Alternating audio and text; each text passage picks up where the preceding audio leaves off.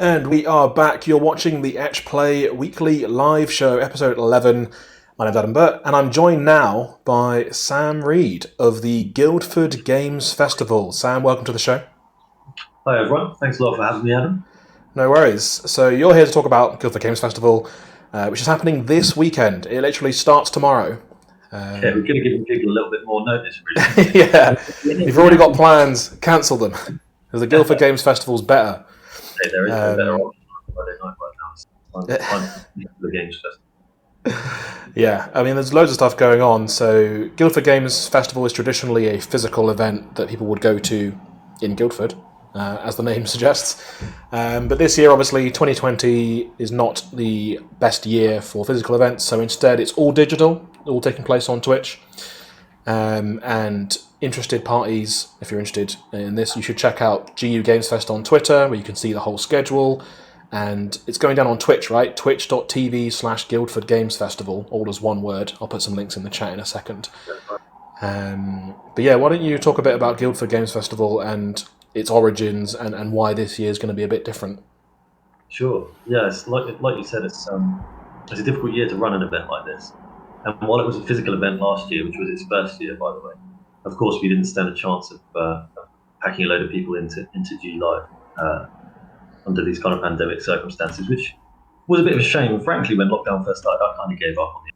I was disappointed because the event last year was brilliant. It was the first time anything like that has ever happened in Guildford. It felt like a mini conference mixed with, felt like a really mini Gamescom actually. We've been over there where they've got the industry tracks, but also the public tracks, the public engagement stuff. Now, when I say mini Gamescom has like 350,000 people turn up to load every year. So I'm maybe bigging it up a bit too much there, but it was really, really cool to see Guildford's game industry come together like that. And we had your typical kind of track of conference speakers.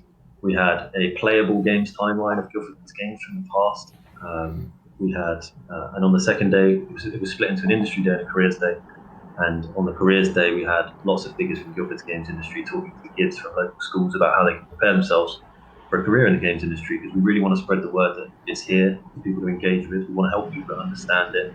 And there's a lot of kids with passion with a passion for games out there. And if their mum's anything like mine, they'll constantly be being told it's a bit of a waste of time. And actually, there's a really interesting and promising career path for them out there. So it's good for them to have that comeback when they next get accused of it. So yeah, the event last year happened to be on one of the hottest days of the year. That's one of the main things I remember about it. A glass housey style venue, but fortunately, one of the organisational partners, Liquid Crimson, are a really, really good video production company that make a lot of trailers for big game studios.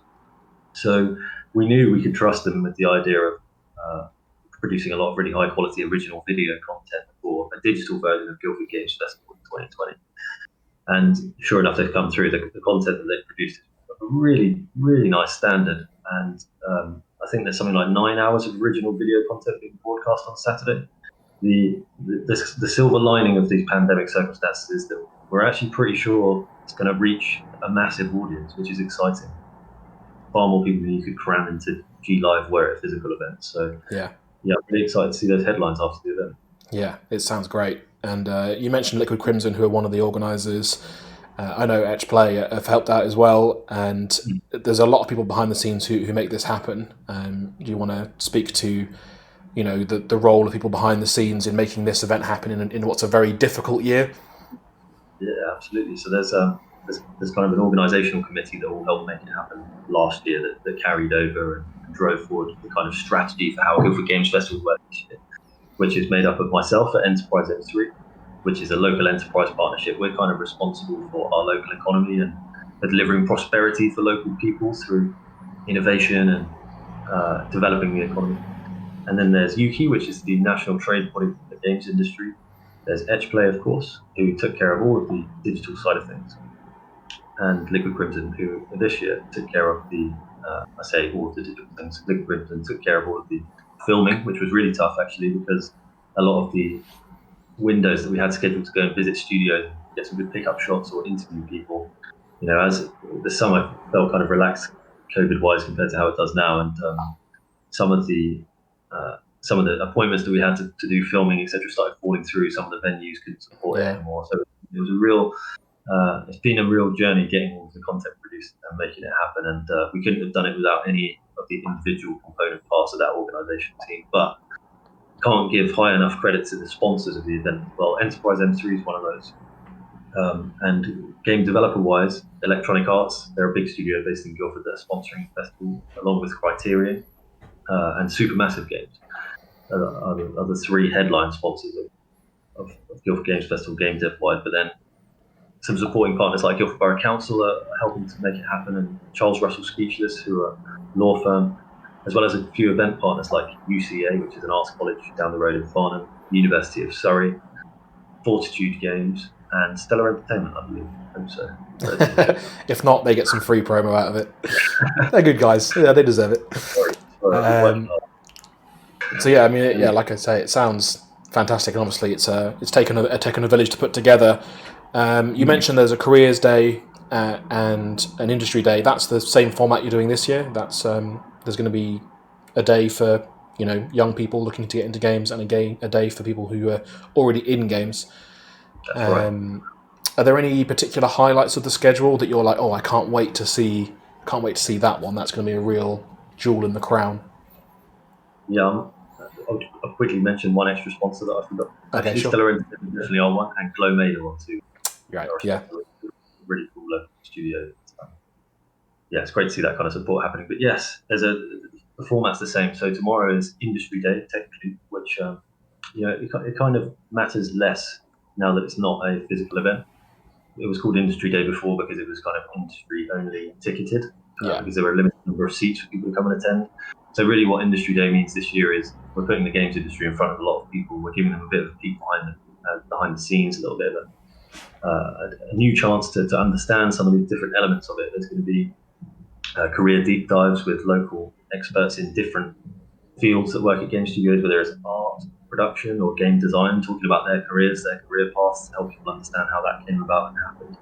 We've got a little mini documentary series called The Hollywood of Games, which is talking specifically about Guildford and its games industry and how it came to be so significant, for which we've got a number of Guildford's most prominent sort of studio heads and directors talking on that, and they've got some really interesting career histories behind them.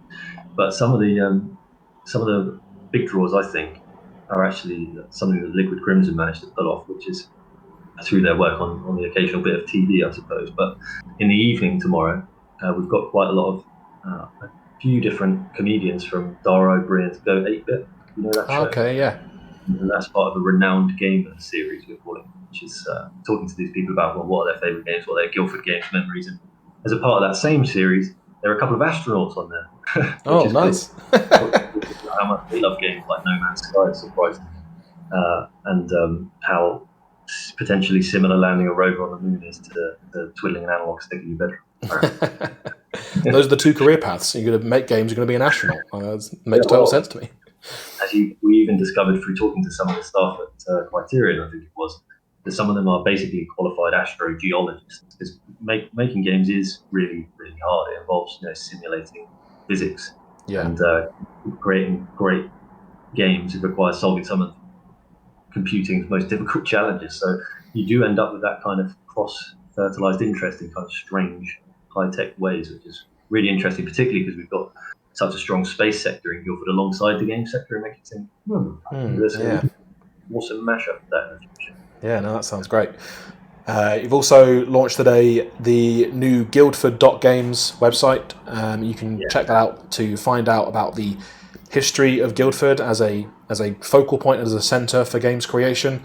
It's really fascinating stuff on there. Like, you've got a whole timeline. You can go back through the years and see, the games that were developed in Guildford and published out of Guildford, going way back into the 80s, which is well worth a visit. I can see Dan's just put a link in the chat. He didn't want to do the news today, but he thought he'd swing by to put a link in the chat to Guildford.games. He's been working hard on it, and it's fair play. It's definitely worth a visit. It's really exciting to get that over the line, actually. I think it might have been in development for more than a year and a half, which is a little bit embarrassing, but it's largely down to my underestimation of the amount of content that was required to be gathered for a job like that, for a website like that. And also, it was really important to get permission. to use all of the high-res game art images from companies like Electronic Arts, who very kindly provided that and were very supportive of the project as well as everybody else. So yeah, it really feels good to get that over the line because, as I said earlier, Enterprise M3's job really is about driving collaboration between members, different kind of constituent parts of its local economy.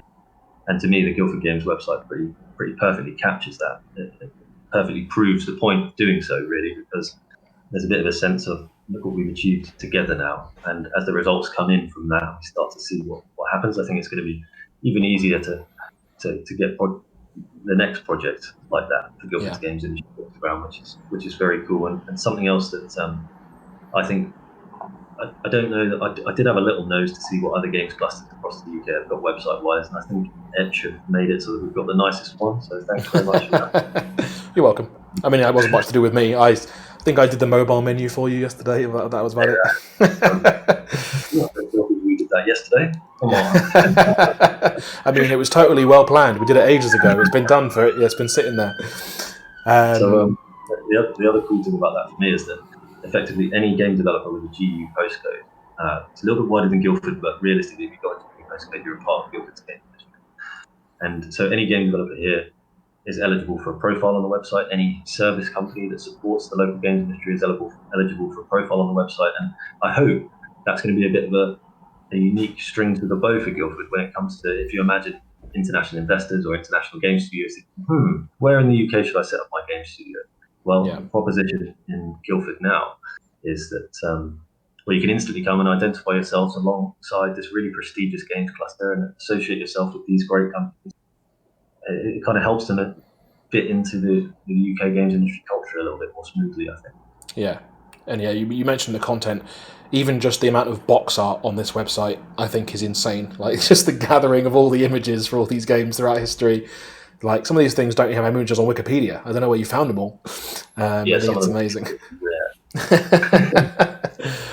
So if people are interested in the festival, where should they go next? I guess they go to Twitter or they can follow you on Twitch. That's the best way to stay in touch. Yeah, follow Guildford Games Festival on Twitch so that you get some notifications when we do go live, which is going to happen tomorrow at 11 o'clock in the morning. But between now and then, visit the Guildford.games website because we're going to be there's a few different things to look at there already. So you can check out the schedule and see what times things are happening, so you know when to tune in to catch the thing you want to see the most. And also, past 6 p.m. today, if we're lucky, one other kind of recent achievement that Enterprise M3 has driven forward with Fireblade software, actually. You can read about the whole process of how it happened on Guildford.games, but we've got a UK first happening, I think, which is that Guildford's now got its own dedicated Steam page, and that's really cool because it's got approaching 50 different games from some of the older games that just happen to be on Steam, so I had to do some detective work and find out who owns those IPs.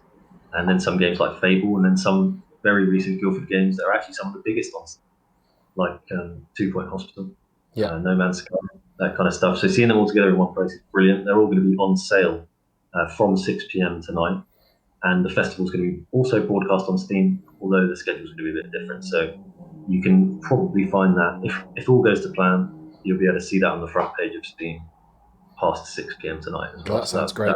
Get yourself a discount on some Guildford classics. Thanks very much for joining me, Sam. And if you're out there wondering whether you check it out, definitely check it out. It comes highly recommended from me. I think can't wait to see the video content that you guys put together. And thanks for joining me. Thanks very much for having me. Cheers. No worries.